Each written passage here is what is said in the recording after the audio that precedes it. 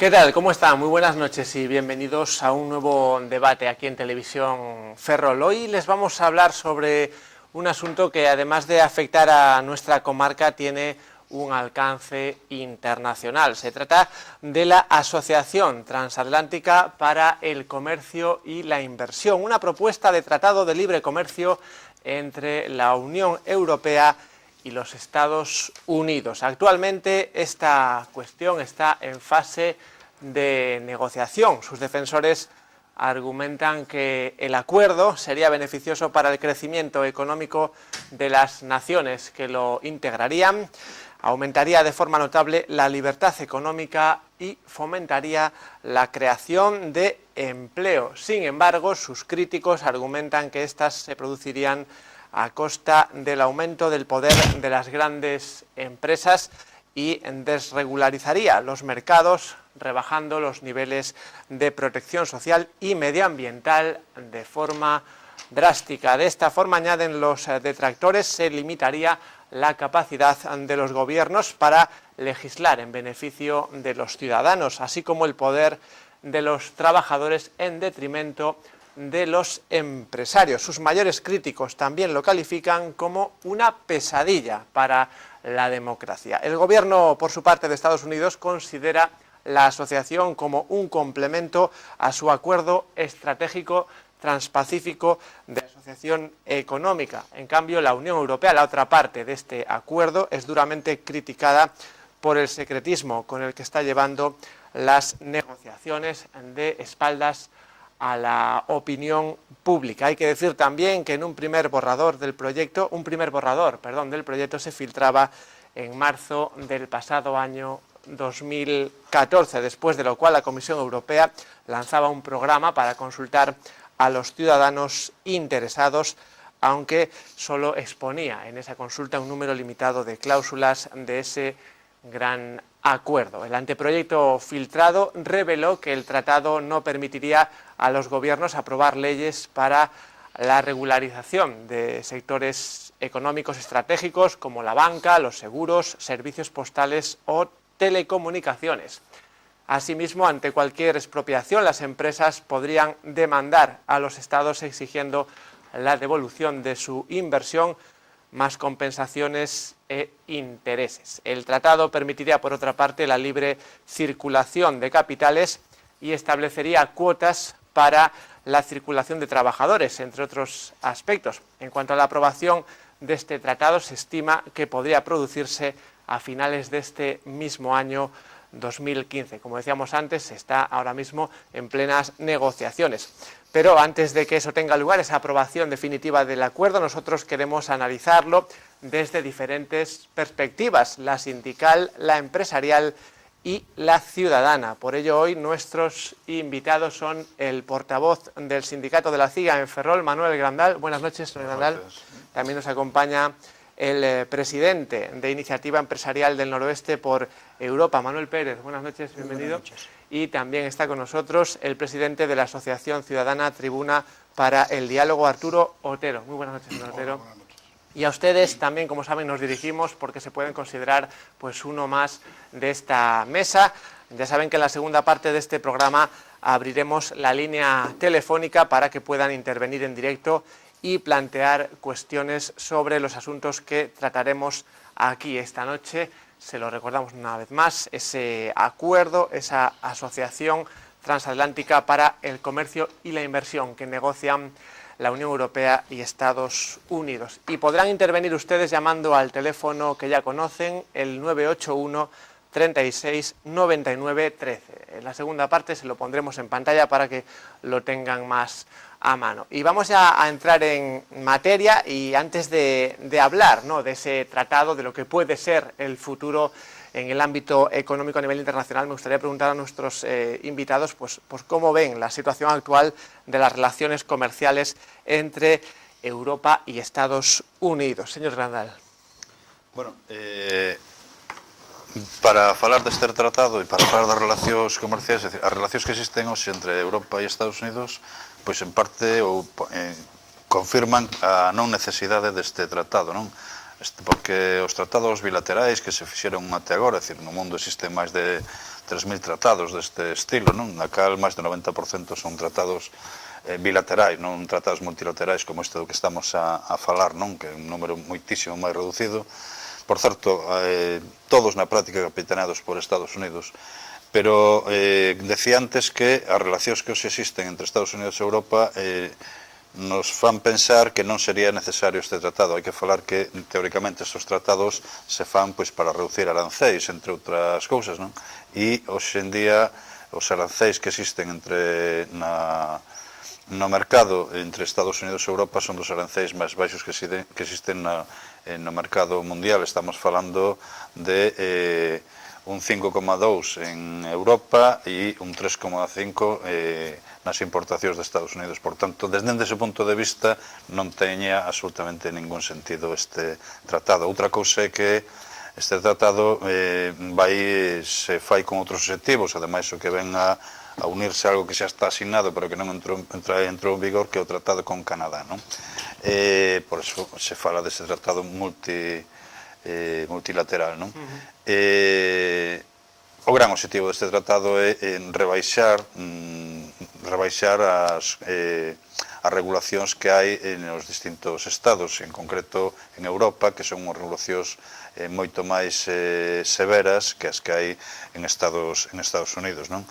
E, ademais de rebaixalas, pois eso, poñer en marcha xa de unha maneira definitiva este modelo, afianzar este modelo, dándolle un peso terrible ás multinacionais, que, como ben decías ti na presentación, e se lles destapou esa letra o que se lles escapou, porque non teñen un acordo secreto para que eso non saia a público, entre outras cousas, porque non son capaces de patar ese tribunal que Estados Unidos exixe, ese tribunal privado que Estados Unidos exixe, e que está tendo bastante contestación, que non é só o tribunal de arbitraxe, que tamén o que lle chaman Consello de Cooperación Reguladora, que iso é un organismo no cal van estar sentadas en pé de igualdade as multinacionais e os estados, con o cal son as multinacionais as que van a marcar as políticas dos estados, non?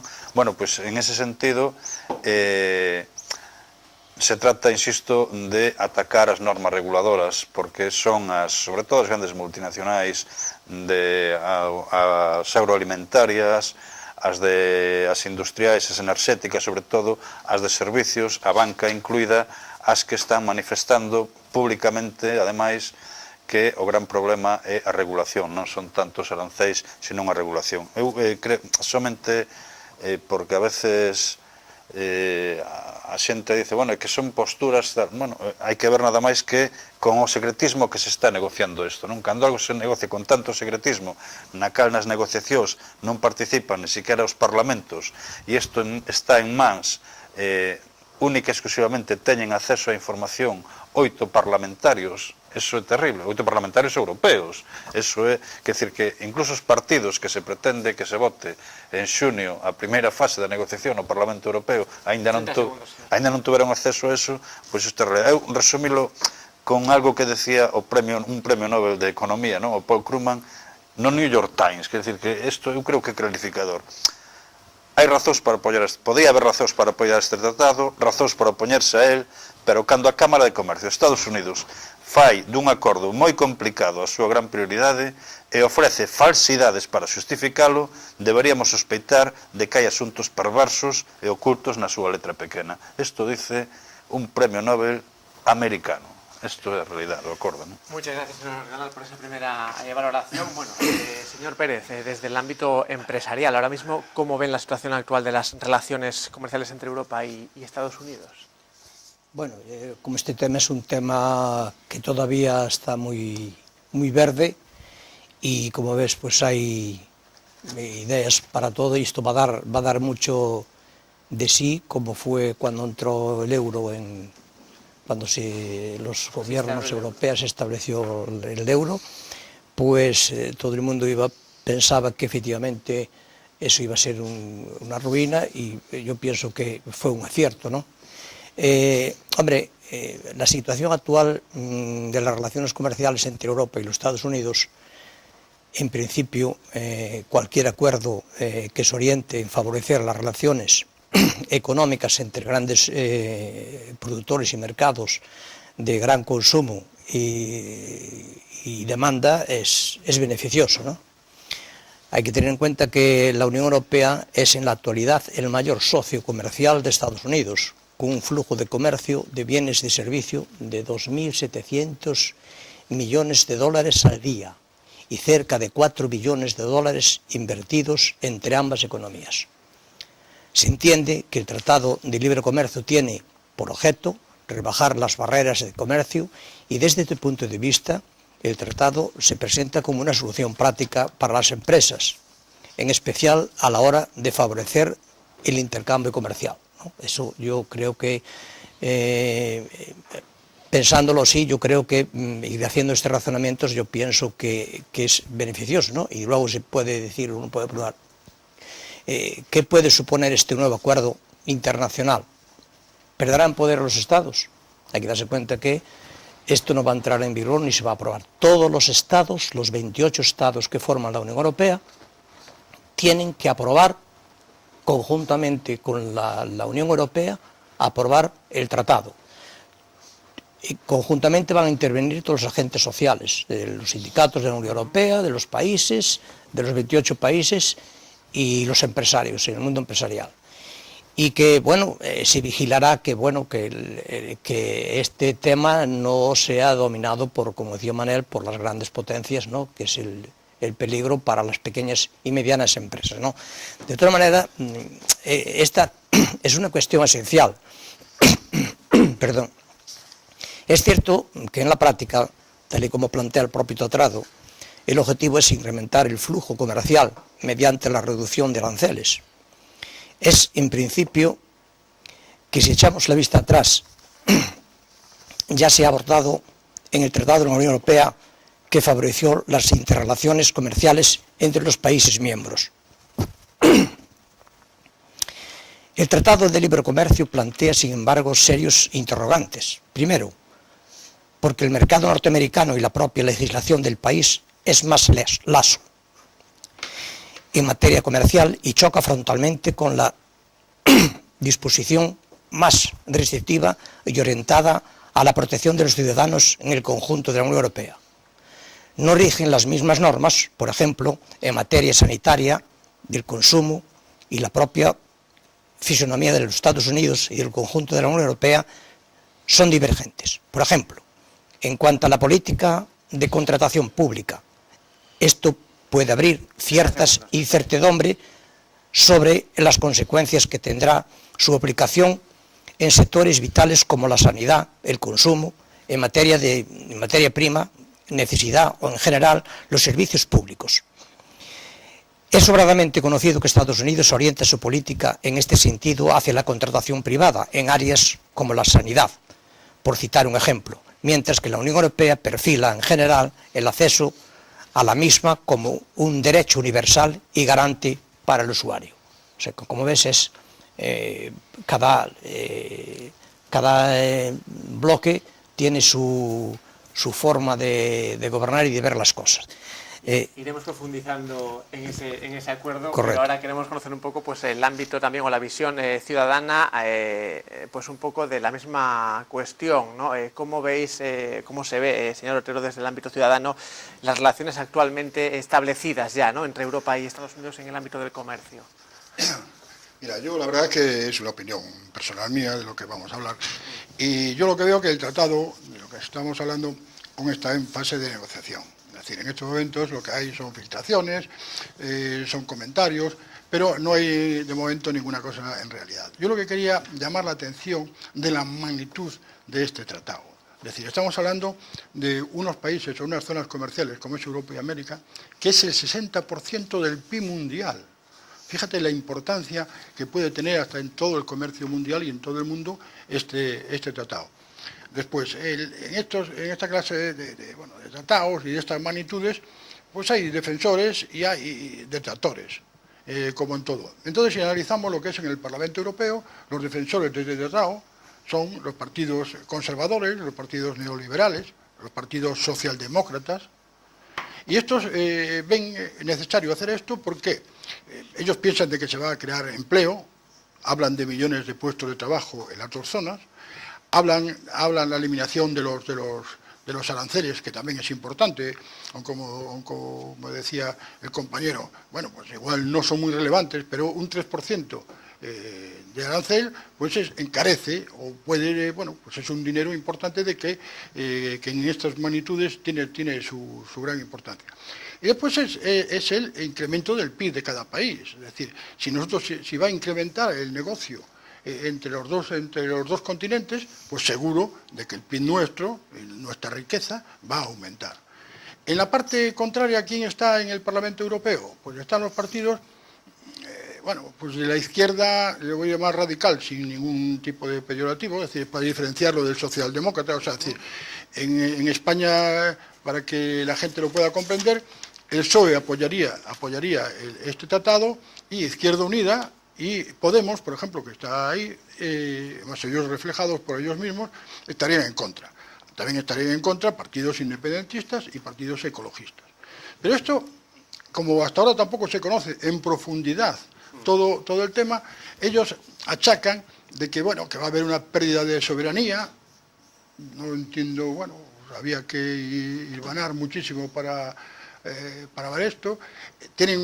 Piensan que la calidad de vida también disminuiría, porque van a venir artículos que podían afectar a la salud de los europeos. Bueno, yo en eso creo que los americanos son una nación que está también en el problema de investigación por encima hasta de Europa. Es decir, no creo que ellos estén aprobando algo o tomando alimentos que fueran contraproducentes para su salud. Pero bueno, se puede admitir de que los transgénicos, pues ellos tienen más mano ancha que la que podamos tener nosotros. Pero son casos muy puntuales que en el gobierno o en el conjunto de los artículos que se van a poner en cuestión, pues es una mínima parte. Y eso, en principio, es un poco que ahora a lo largo del debate, iremos más profundizando un poco en cada cuestión. Pues vamos a profundizar y hablar ya de esas consecuencias, porque de hecho, señor Gándara, el sindicato de la CIG hace pues algunos días ya publicaba, ¿no?, un escrito donde analizaba consecuencias de este nuevo acuerdo internacional en diferentes ámbitos, ¿no? Vamos a ver. Gustaría empezar por lo que decía o compañeiro, non é o momento aquí de valorar a Unión Europea, non é o momento. Agora ben, hai cuestións que hai que ver. Aquí hai un gran interés por parte de Estados Unidos, porque hai unha cuestión xeopolítica tamén, non é única e exclusivamente unha cuestión económica, que sí, pero é unha cuestión tamén xeopolítica, e é un interés importante de Estados Unidos de avanzar en este tipo de tratados, porque na última década os chamados BRICS, os países emerxentes, pois de alguna maneira frenaron incluso algúns intereses de Estados Unidos, e Estados Unidos perdeu perdeu a súa posición económica. Por exemplo, están intentando negociar tamén un tratado, ou están negociando un tratado tamén con Xapón, Australia e países asiáticos, porque queren de alguna maneira blindarse ante a emerxencia que ten China. Fracasoulles con os Estados sudamericanos, porque Brasil opúxose a ese tratado, un momento no cal chegou a crise económica e Brasil dixo, mira, hasta aquí chegamos e de aquí non se pode pasar. Quer dizer, os intereses de Estados Unidos tamén teñen un interés xeopolítico. Se non vemos esa composición do mundo, pois estamos un pouco, eu creo que non facendo un análisis profundo da realidade desto, non? É certo que se vende isto na Unión Europea como que vai a crear emprego, pero bueno, eso se vendía no 2013 e no 2014, cando se empezou a falar o medre do PIB. Agora xa hai na propia Unión Europea a comisaria de Comercio no mes de decembro, bueno, xa asumía que dese 1% de emprego que se falaba que iba a medrar, ese 1% que iba a medrar o PIB, xa se fala do 0,1%, que decir, xa non é esa realidade. E logo hai que ver tamén o que supoñen. Eu, como decía antes, non estamos falando de algo novo, e hai un que é o NAFTA, que está funcionando, que é entre Estados Unidos, Canadá e México. Aí tamén se falaba de que se iban a crear hasta 2 millóns máis de 2 millóns de postos de traballo, e curiosamente o propio Estados Unidos recoñece que se perdeu máis de 1 millón. Quer dizer, non se crearon máis de 2, sino que se perdeu máis de 1 millón, non? Por tanto, insisto, isto ten outro tipo de connotacións e é unha perda absoluta de soberanía. Pois claro que sí, é unha perda absoluta de soberanía dos Estados. Eu decía antes, unha das cuestións que se cuestionan é ese tribunal internacional, que é un tribunal perfectamente diseñado polas multinacionais, de 3 xuíces que van a estar por encima da legislación dos países, quer dizer, iso é tremendamente perigoso, e iso non é algo que inventemos nós que pode pasar, é algo que xa está pasando hoxe en día. Curiosamente, a min extrañame que o compañeiro que ven a representar aos empresarios, pois teña esa postura tan lasa e esa confianza tal. Eu só teño as declaracións aquí do presidente de empresarios das pymes en Alemania. Vostede está aquí representando as pymes, dame a impresión, non o sei, igual estou equivocado.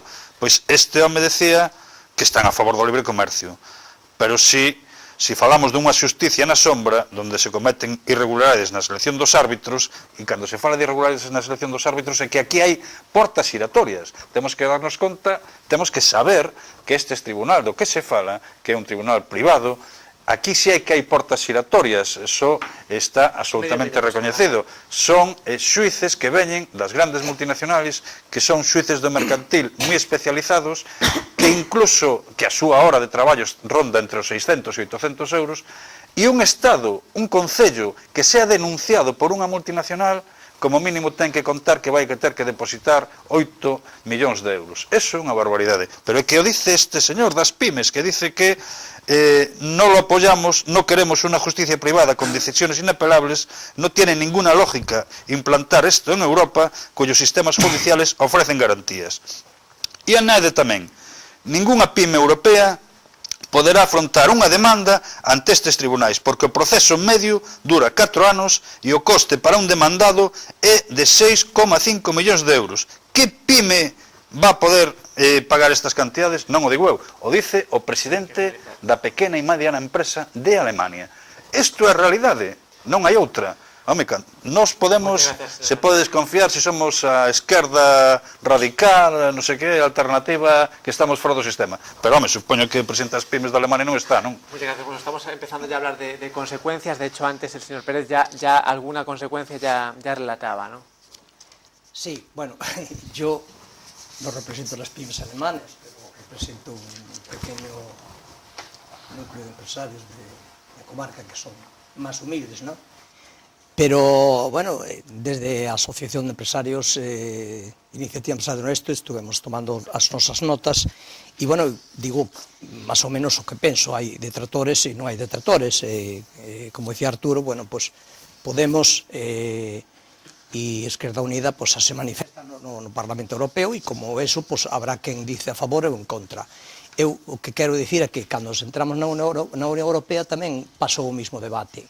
Hubo un debate en contra e a favor, e, bueno, e os logros pues, se van vendo co tempo e hoxe en día hai quen está en contra e quen está a favor, non?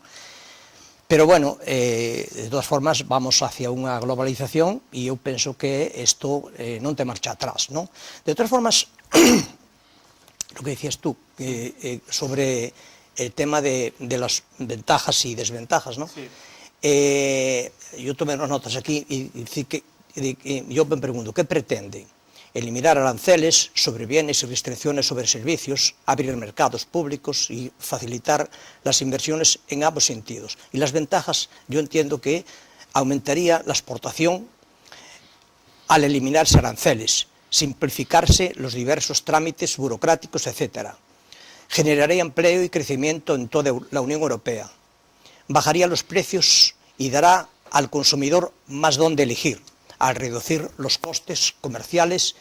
Las empresas radicadas en la Unión Europea que ya importan o exportan podrán recuperar su ahorro para el consumidor.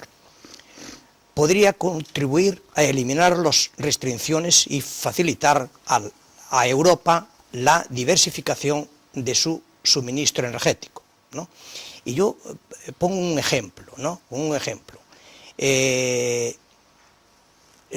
hace 10 años una conservera llamada El Real de Murcia exportaba el 95 de alcachofas y pimientos importados en los Estados Unidos, procedían de España. Actualmente solo el 25%. El motivo de este descenso es que los productos de otros países entran en los Estados Unidos libres de derechos.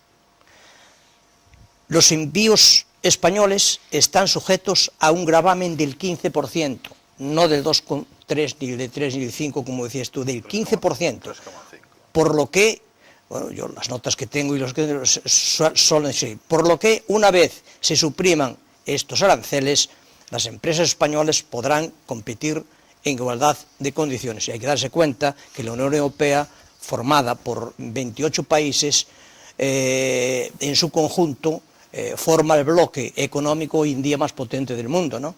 Y eso es así. Es cierto también que hay inconvenientes que también se tome nota de los que efectivamente nos parecen que efectivamente se ha criticado el secretismo con el que se está llevando a cabo las negociaciones. En noviembre de 2014 la Comisión Europea acordó nuevas medidas de transparencia, como por ejemplo aplicar un número mayor de propuestas de negociación. En otro orden de cosas, el mercado norteamericano y la propia legislación del país es más laxo en materia comercial y choca frontalmente con la disposición más restrictiva y orientada a la potenciación de los ciudadanos en el conjunto de la Unión Europea. Genera mucha incertidumbre sobre su aplicación en sectores como la sanidad, el consumo en materia de primera necesidad y en los servicios públicos. Porque, como es de sobras conocido, los Estados Unidos en la política está orientada hacia la contratación privada, mientras que la Unión Europea se perfila como un derecho universal y garante en el usuario. Yo pienso que estas líneas son bastantes tal, y si efectivamente esto pues va a fortalecer la exportación y la importación y el flujo de mercancías, y que eso va a suponer creación de puestos de trabajo y más riqueza, pues yo creo que desde el punto de vista de empresario, como se ve en la economía, yo supongo que, hombre, si esto me demuestra al contrario, que va a crear pobreza, que puede tener una contaminación en las empresas pequeñas y medianas, o en el mismo... en los propios estados de la Unión Europea, yo supongo que los mirarán con lupa, y eso, para eso hay una comisión ya, ¿no? Y de consecuencias también hablaba antes el señor Otero, ¿no? Y daba de hecho algunos datos, ¿no? Por ejemplo, el Producto Interior Bruto, ¿no? Entre las consecuencias que podría traer este acuerdo. No, lo que pasa que, bueno, como decíais, el acuerdo del tratado pues es importantísimo, porque lo que estábamos hablando es que el 60% del Producto Interior Bruto entre la zona europea y la zona americana es el 60% del Producto Mundial, o sea, es decir, que esto tiene unas repercusiones y una entidad enorme. Yo, las reticencias que puede poner algunos partidos o algunos sindicatos sobre de cómo se llevan las negociaciones, parece que el que manda en las negociaciones son las multinacionales o que son, no sé, pues personas extrañas. O sea, lo que es lógico y normal es de que en esta negociación participan, primero, los políticos europeos, nombrados por los europeos, o técnicos de los distintos ministerios europeos y americanos, y que no creo que estén pagados o que estén comprados o que estén no sé qué, por unas ciertas multinacionales que son corruptas y que lo que quieren es favorecerse y perjudicar a todo el mundo. Ellos son los que tienen que decidir, ellos son los que tienen que proponer estos políticos y estos técnicos de los ministerios. Es decir, yo confío en esa gente. ¿Por qué? Porque cuando fue de la Unión Europea, pues bueno, pues con aciertos y con fallos o con políticas o sin políticas, pues nos han metido a todo el mundo en la Unión Europea y todos estamos pues contentos y felices. Bueno, pues yo creo que en este caso va a ser prácticamente igual. Bueno, y hablando de consecuencias, yo recordaba antes, señor Grandal, que habían hecho un análisis desde el sindicato de la CIGA en diferentes ámbitos, no solo en el económico, sino en servicios. Claro, obviamente. No puedo. Aquí non se trata de confiar ou desconfiar, que se nos basamos así en que poido confiar ou desconfiar, a realidade é que non hai outra. Quer dizer, aquí xa van máis de 100 convencións, a última foi a mediados deste mes, e hai un absoluto secreto que chega ao extremo do que decía antes, é dicir, nin os partidos políticos que en xunio o van a someter a primeira fase, os partidos políticos son representación na Unión Europea, teñen o tratado, non? E o que se filtrou, curiosamente, é a parte europea, a parte das exigencias de Estados Unidos ni siquiera se filtraron. E dixo o señor Juncker, por certo que a Comisión a preside un español, e dixo textualmente que eso non se podía filtrar, e que ademais incluso eso podía chegarse a ser un tratado que estaría metido no caixón durante moitos anos. Non quer dicir que non se aplique, que ver a letra pequena estaría no caixón durante moitos anos. Claro que ten consecuencias, e que isto, dicir, si tuveron entre 600 e 800 asesores, son os lobbies europeos, as grandes multinacionais, as que están presionando en isto. E que se van comer as pequenas e medianas empresas? Obviamente que non hai outra. Quen está pedindo isto? Pois, entre outros, falemos de Monsanto, claro, que lle interesa comerse as pequenas e medianas empresas. Cando se dice que se vai a crear emprego, eu creo que se está pensando en nos grandes discursos. Aquí tamén o que se vai a facer é profundizar na diferencia norte e sur, se vai a establecer máis a diferencia norte e sur, é obvio, eso é así, porque eles mesmos o están recoñecendo. Quer dizer, a presidenta da Comisión de Comercio dice claramente, cando fala de que, bueno, eso de que iba a crecer 1%, e agora xa hai estudios que falan de que vai a medrar o 0,1% o PIB, e a creación de emprego, cando se lle dice, por exemplo, o tema da agricultura, que vai haber perda de emprego en moitas partes da Unión Europea, entre elas na nosa Galiza, pois ela dice, bueno, eso se compensará coa creación de emprego en outros sectores e en outras partes. Bueno, pois eso é, se creemos en eso, pois moi ben, podemos creernos eso dos anxos, pero a realidade é que, e claro que vai influir, pero vai influir claramente na seguridade alimentaria. É dicir, Europa se rixe polo que se chama principio de precaución. Estados Unidos non se rixe por ese principio, é dicir, o principio de precaución leva consigo a que aquí non se pode poñer no mercado ningún alimento que non estexa primeiro certificado, e claro, eso ten que afrontar a empresa, certificado que se pode poñer no mercado, que non ten consecuencias, etc. En Estados Unidos é ao revés. Pero como non nos van comer? Se a media dunha granxa de Estados Unidos é 13 veces unha granxa en Europa. É así, e claro que nos van a comer. Aquí están absolutamente prohibidos os transxénicos. Só hai un produto transxénico que se pode comercializar na Unión Europea. En Estados Unidos hai 160. O tratado que vai ser? Reducir os 160 de Estados Unidos ou aumentar un que hai na Unión Europea? Eu creo que pensar que vai a ser o tratado ao revés é ser bastante, eu creo que inxenuo, sin meterme con ninguén. Os dereitos do traballo. Estados Unidos non asinaron os acordos da OIT no que se refire, que son dereitos internacionais, no que se refire, non acepta nin a liberdade sindical nin as organizacións sindicais. Na práctica as aceptan, pero bueno, non as aceptan nos que son os tratados do OIT. Quer dizer, das 8 recomendacións máis importantes do Tratado da Organización do Traballo, Estados Unidos só acepta 2, e entre eles non acepta o da liberdade sindical e de asociación sindical. Por tanto, cando se instale aquí unha empresa de Estados Unidos, que vai a producir? Ou unha empresa que compre unha multinacional estadounidense, que vai a levar consigo? Dumping. Que vai a levar consigo eso? Pois que o empresario daqui, que non vai a poder competir, e o que vai a plantexar é a súa desaparición, levándose os traballadores por diante, ou se non é a súa desaparición, falando o que falan sempre, e a política que, por certo, xa están dando moitos pasos en esta Unión Europea de devaluar salarios, de modular condicións de traballo, etc. O mesmo pasa nos servicios. Só un dato. Privatizado un servicio público, como pode ser a limpeza dun concello, non pode volver a ser público. Eso é o que está falándose, o que se filtrou do tratado, entre outras cousas, e podemos seguir profundizando en isto. Vamos a seguir, señor Pérez, no sé si teme alguna repercusión negativa en cuanto a las pymes cuando se firme este tratado. Yo cada vez que voy viendo esto y que me voy enterando más de las cosas, pues he tomado muchas notas y me dedico a leer porque es que hay mucho de este tema, ¿no? Yo cada vez digo yo, hay un detalle, ¿qué dice la Comisión Europea? Pues la Comisión Europea dice: el acuerdo pretende eliminar aranceles sobre bienes y restricciones sobre servicios, abrir mercados públicos y facilitar las inversiones en ambos sentidos. Debe fomentar el comercio transatlántico, reducir costes y precios y crear crecimiento y empleo en ambos lados del Atlántico. Luego, decía Manel, el tema de la seguridad y todas esas cosas, ¿no? Bien, tanto aquí como en Estados Unidos, los estándares medioambientales de salud, de protección de consumidores y de seguridad ya son muy elevados. Cada parte conservará su derecho a regular estas cuestiones. El acuerdo evitará duplicar estos controles unilaterales.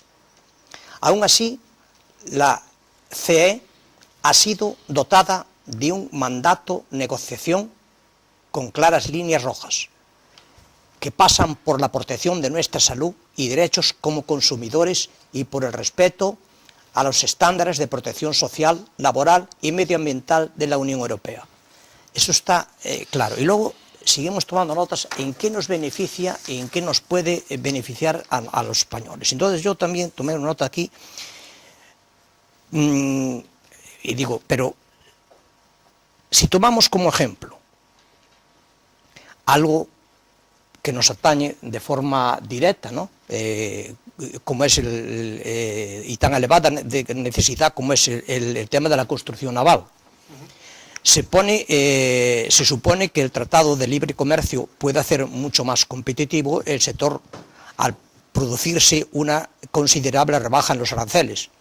Los acuerdos comerciales en determinados sectores como este favorecerían sin duda la adaptación de costes a la oferta internacional de los astilleros públicos, que emplean componentes tecnológicos y bienes de equipo americanos tanto en la construcción civil como en la militar. Si es así, el intercambio tecnológico es un referente a tener en cuenta. La cuestión, sin embargo, plantea serias dudas para algunos países. Lamentablemente, la propia situación europea en materia económica no es aplicable al conjunto de la comunidad. La muestra es que la crisis económica internacional ha afectado de forma más grave a economías como la española, la griega o la portuguesa, mucho más débil que la alemana, la francesa o la inglesa, así como de los países nórdicos que apenas se han resentido con la recesión. El sur europeo ha necesitado en general aportaciones multimillonarias de la Unión Europea para corregir el fuerte impacto de la crisis. Y eso quiere decir que todos los países de la Unión Europea tienen las mismas oportunidades, ni gozan de una industria y un consumo equilibrado y potentes, ¿no? En este sentido, las primeras potencias europeas tienen más garantías de asumir como un verdadero avance el Tratado del Comercio Europeo. Pero la duda se plantea con respecto a países como España y saber si el acuerdo de comercio transaccional tendrá una verdadera repercusión en cuestiones tan esenciales como la creación de empleo y el consumo, que son dos de los principales ejes sobre lo que pivotan las bondades del acuerdo.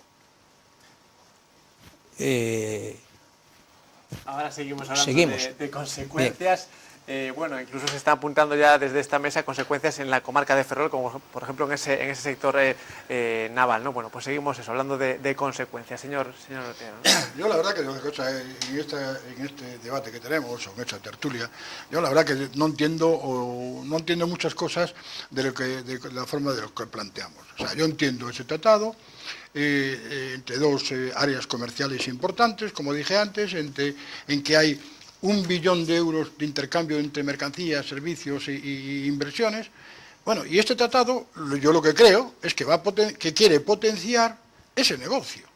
Eso es que aquí podamos vender más en Norteamérica, que los norteamericanos vendan más en Europa, que nosotros podamos invertir sin grandes problemas. Y es lógico y normal que estas dos áreas comerciales lo que hagan es simplificar trámites burocráticos o trámites de cualquier forma para que esas relaciones comerciales se incrementen. Entonces, si haces un tratado para que las relaciones comerciales bajen, no tiene sentido. Entonces se supone de que esas relaciones comerciales van a aumentar. Y si aumentan las relaciones comerciales, van a aumentar, por lógica, las empresas españolas. Van a aumentar el número de trabajadores. O sea, es decir, que va a ser un beneficio.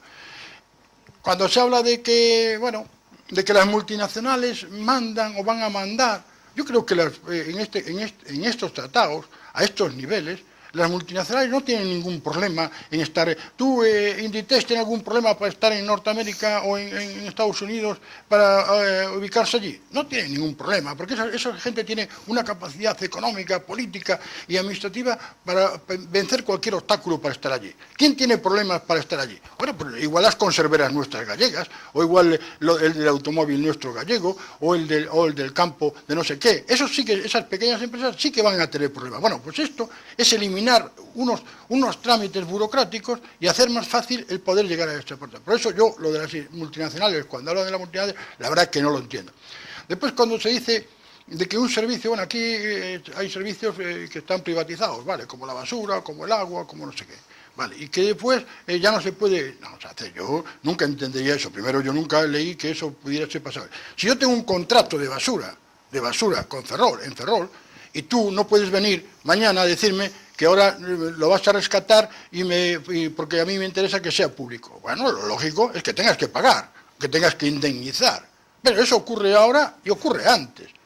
Otra cosa es que diga, no, usted tiene que ser siempre, eso siempre tiene que ser privatizado. Pues eso no es así, es decir, cada uno es soberano en los temas y no puede... Ahora, si tú firmas un contrato en donde dices de que el contrato de basura de Ferrol va a ser privatizado, ¿no? Y le das a una empresa, le das el mandato ese, después no se lo puedes quitar sin indemnizarle, porque eso a la empresa le ha costado un dinero, un lucro cesante y mil cosas. Bueno, eso yo lo veo eso normal y natural. También veo natural, aunque parece que nos escandalizamos, de que cuando hay un litigio entre dos países o entre dos empresas de distinto país o de alguna forma, que lo derivan los jueces de cada país. O sea, eso no...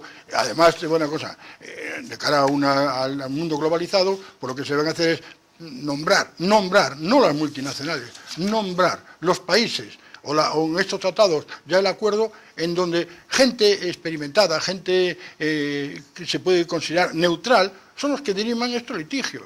Es decir, ¿cómo va a ser igual el juez de turno que estaba en contra de no sé qué? Bueno, pues eso no pueden dirimir, o no deben dirimir, tienen que ser organismos internacionales, porque son tratados internacionales, no son tratados de un país, son tratados internacionales. Entonces, yo ahí no le veo si hay buena voluntad, no le veo ningún problema. Por eso, yo lo que voy a la simpleza de lo que dije al principio, es decir, nosotros teníamos un billón de euros de intercambio y ahora queremos tener 1,5 billones.